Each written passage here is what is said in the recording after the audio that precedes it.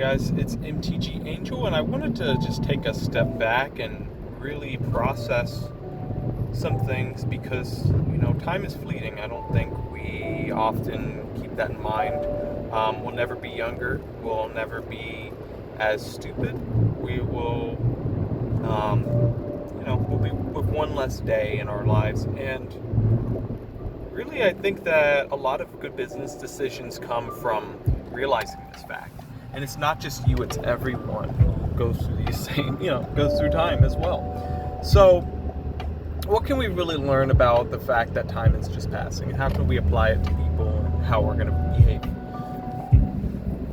A lot of us, when we were younger, collected stuff like Pokemon cards, Legos, these different things that it wasn't that we were looking for anything monetary out of it, we just wanted it, we liked it.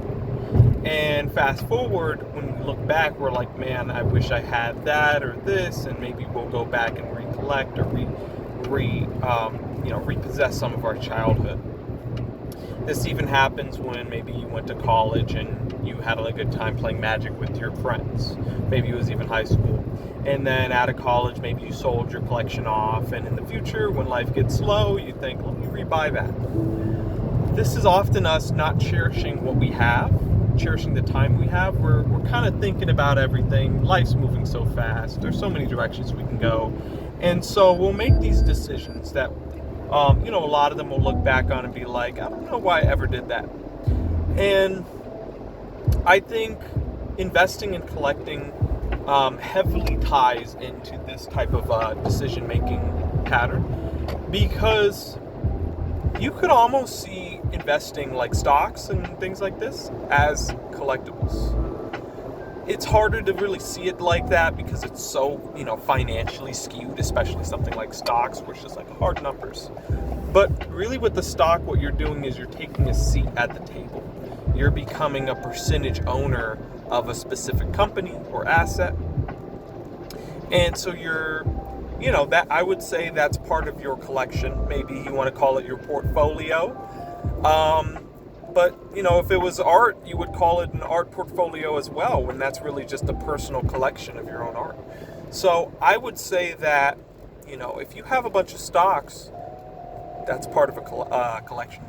If you have specific cryptocurrencies, that's also a collection. Just like you could have a rare coin collection. What makes crypto any different?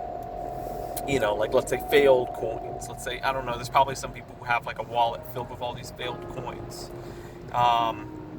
And so really I just want to discuss this fact that, time is short, and often, 10, 20, 30 years can fly by, and we look back and go, where did the time go? You think back on old things that you might have bought or had or really cherished or loved. Where are they now, and how valuable that is? Maybe invaluable, who knows? I remember when I was younger, there was this short tale of Snoopy. It was a bunch of Snoopy comics. I loved it. I loved it so much. And I remember going to this, I think it was it was something for one of my brother. And it was like it was his school, and it was some weekend thing, and I left my Snoopy book there, and I didn't remember about it until several days after. And I don't know why I didn't make more of a fuss or ask, hey, everyone find my Snoopy book, because I never forgot that specific book. Maybe part of the reason why is because I lost it, so I could remember what I didn't have, now that it's lost. But yeah, I really loved that book. That was probably one of my most favorite, most cherished books ever.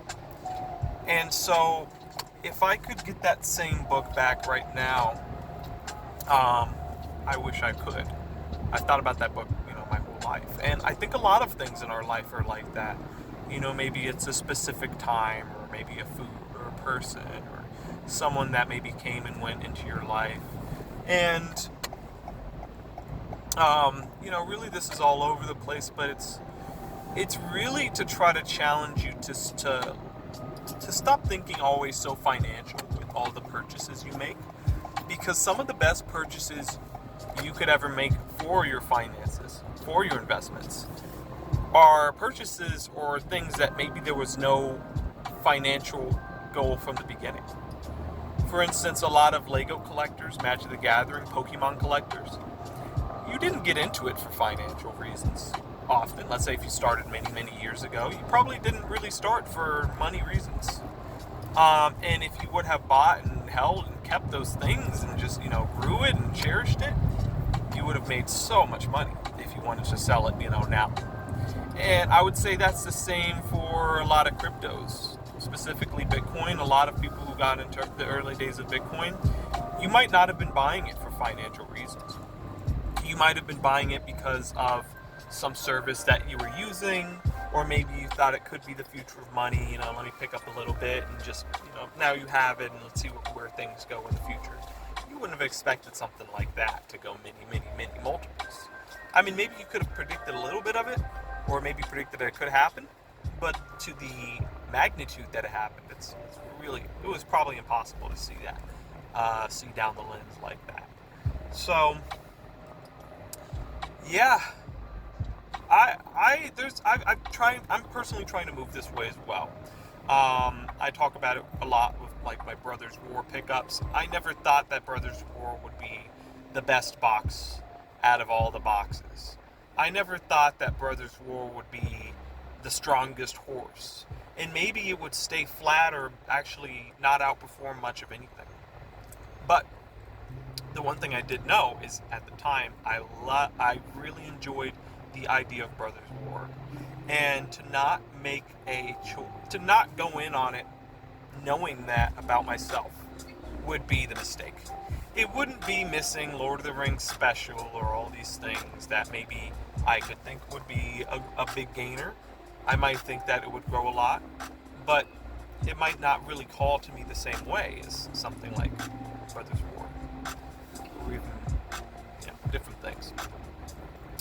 So, and that's also part of the reason why I started getting really bullish into Bitcoin, is because I've kind of followed and traded crypto my whole life, but I was never holding on to it.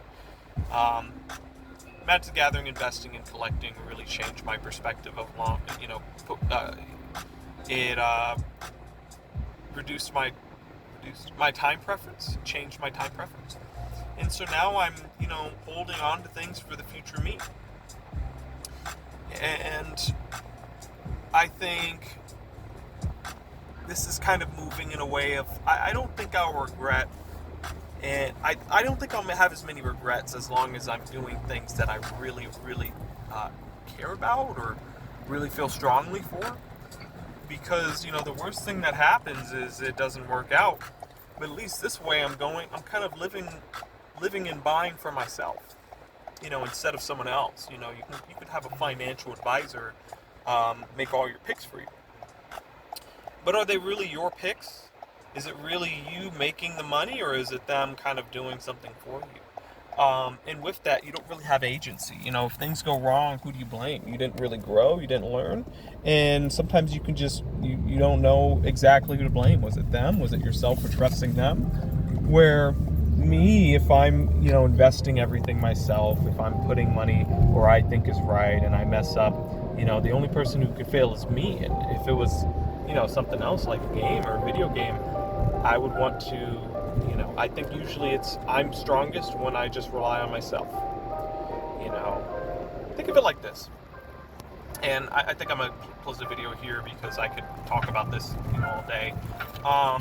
If anyone here has ever played a game, any video game with a rank,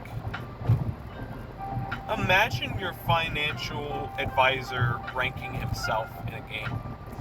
You really don't have that good of an idea of what rank this guy might be. Versus you, when you start out or continue down a path of any game, a lot of times you can get pretty good. You can outpace a lot of the people that you thought were good or your friends. You can just climb so much higher than them. And so why rob yourself of that ability to forever be such a stronger financial unit for yourself? Would you rather have a financial advisor call all your shots? Or would you rather grow yourself and know that if you get good, you're taking all the cut? You're growing the most. you're able to pivot, you're able to change. Where maybe your financial advisor is stuck in his ways. Maybe he's not as open as you to new possibilities and new decisions, or maybe he doesn't take as many risks, or what others might see as a risk, like for instance investing in cards. How many financial advisors would start putting your money towards Pokemon booster boxes a couple years ago in the bear market, or even Magic the Gathering collector boxes a couple years ago in the bear market, when I'm sure most financial advisors would have gotten smoked by a lot of the cardboard investors. Would have got it completely smoked with ROI, because man, cardboard really took off. It's always popping off, and as people learn and kind of figure that out, it just primes these pumps to go even more parabolic. So I'm gonna close it out there. Really slow yourself down and think about the time you're living in. Think about what you like. Think about what truly gives you some pride and joy, especially if you're in some of these markets, collectible market, financial market, and think, what are things that I truly feel strongly for? And to be honest, it doesn't have to work out. Think of it almost like you're just collecting it. And if you take that route, mentally you'll be a lot healthier. You won't panic as much, you'll be much more stable. You might even make a better decision, because you're acting off of what your heart and what your soul is telling you to do, instead of maybe your emotions, your kind of gut feelings of like, oh my god, what if? Instead, you're just thinking of all the positive possibilities, or maybe you're thinking of, just living in the moment. Like, hey, I can buy this thing for a cheap price. I love this thing. The price doesn't really matter. The future of it doesn't matter. All I know is I have this thing, and it makes me happy. So that's pretty much it, guys. Let me know in the comments if you kind of resonate with some of this. Maybe you're operating or moving in a similar way, or maybe this kind of influences you to move similarly to how I've been moving. So yeah, and give me a sub. I'd like to get to 40 subs. I think I need just one more sub. All right, guys. See you later. Peace.